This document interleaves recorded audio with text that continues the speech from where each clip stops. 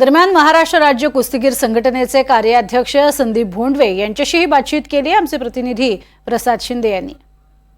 या कुस्ती स्पर्धेदरम्यान पैलवान शिवराज राक्षे यांनी पंचांना लाथ मारल्याची घटना घडली। त्याच्या निषेधार्थ आता सध्या पंच आपलं आंदोलन करतायत। स्टेजवरच पंचांनी आक्रमक व पवित्र घेत आंदोलन करण्याचा निर्णय घेतला। आपण पंचांची बातचीत करूया की काय घटना घडली आहे आणि त्यांचं मागणी काय, एकंदरीत काय सांगतात, काय घटना घडली, आपली मागणी काय?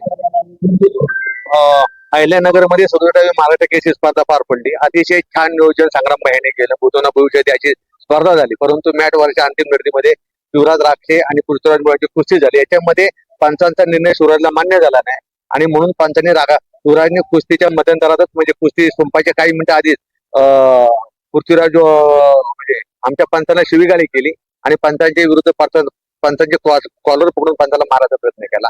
आणि तदनंतर फायनलच्या कुस्तीमध्ये ज्यावेळेस पृथ्वीराज आणि महेंद्रची कुस्ती झाली, ती सुद्धा कुस्ती संपल्यानंतर महेंद्र गायकवाडला स्वतःचा निर्णय मान्य नव्हता।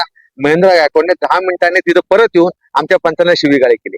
खरं तर प्रत्येक पंच हा निपक्षपातीपणे काम करत असतो, पंचाचं कोण नातेवाईक नसतं, कोणी हे नसतं। परंतु हे सगळं होत असताना जर पंचांना जर काम करण्यात असं जर मारहाण करण्यात धमकी दिली गेली, आता पंचाच्या मनात भीती जर उत्पन्न झाली तर पंच भविष्यात काम कसा करेल?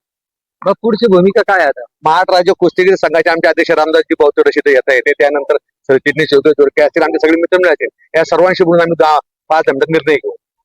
एकंदरीतच 10 ते 15 मिनिटात आम्ही आमचा निर्णय सांगू असं पंचांनी सांगितलेलं आहे। तर या आंदोलनामुळे कुठंतरी या कुस्तीला वेगळं वळण लागण्याचं पाहायला मिळतंय।